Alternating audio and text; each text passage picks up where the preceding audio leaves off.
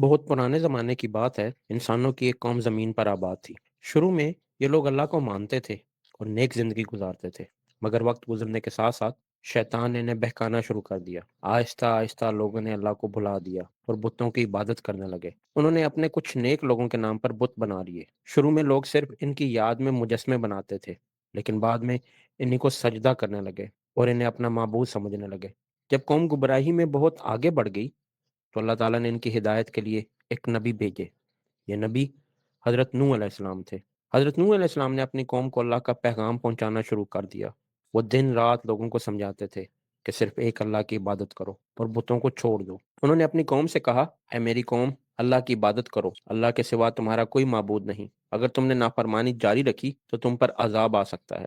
حضرت نوح علیہ السلام اپنی قوم کو بڑی محبت اور صبر کے ساتھ سمجھاتے رہے، لیکن افسوس کی بات یہ تھی کہ قوم کے اکثر لوگ ان کی بات سننے کو تیار ہی نہیں تھے۔ جب حضرت نوح علیہ السلام انہیں سمجھاتے تو وہ لوگ اپنے کانوں میں انگلیاں ڈال دیتے، منہ موڑ لیتے اور غرور سے کہتے، اے نوح، ہم تمہیں ایک عام انسان سمجھتے ہیں، ہم تمہاری بات کیوں مانیں؟ قوم کے سردار تو اور بھی زیادہ ضدی تھے۔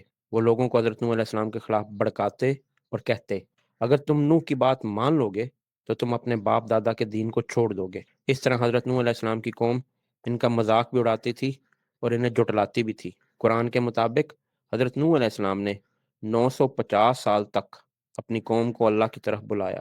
اتنے طویل عرصے تک دعوت دینے کے باوجود بہت ہی کم لوگ ایمان لائے۔ قوم کی ضد و نافرمانی حد سے بڑھ گئی تو حضرت نوح علیہ السلام نے اللہ سے دعا کی۔ اللہ تعالیٰ نے حضرت نوح علیہ السلام کی دعا قبول کر لی۔ اللہ نے حضرت نوح علیہ السلام کو حکم دیا کہ ایک بہت بڑی کشتی تیار کریں۔ جب حضرت نوح علیہ السلام کشتی بنانے لگے تو لوگوں نے ان کا مذاق اڑانا شروع کر دیا، لیکن حضرت نوح علیہ السلام صبر کے ساتھ اپنا کام کرتے رہے۔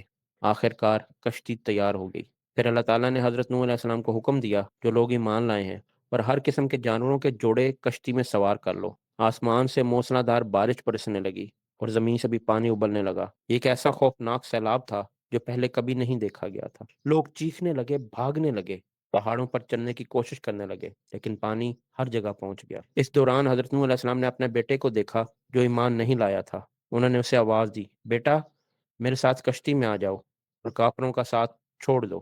لیکن اس نے غرور میں جواب دیا، میں کسی اونچے پہاڑ پر چڑھ جاؤں گا جو مجھے پانی سے بچا لے گا۔ اس وقت ایک بہت بڑی موج آئی اور وہ بھی ڈوب گیا۔ حضرت نوح علیہ السلام اور ایمان والے لوگ کشتی میں محفوظ رہے۔ کافی عرصے کے بعد اللہ تعالیٰ نے زمین کو حکم دیا اپنا پانی نگل لے، اور آسمان کو حکم دیا کہ بارش روک دے، اور کشتی ایک پہاڑ پر جا کر ٹھہر گئی جسے جودی پہاڑ کہا جاتا ہے۔ اسی طرح اللہ تعالیٰ نے حضرت نوح علیہ السلام اور ایمان والوں کو بچا لیا۔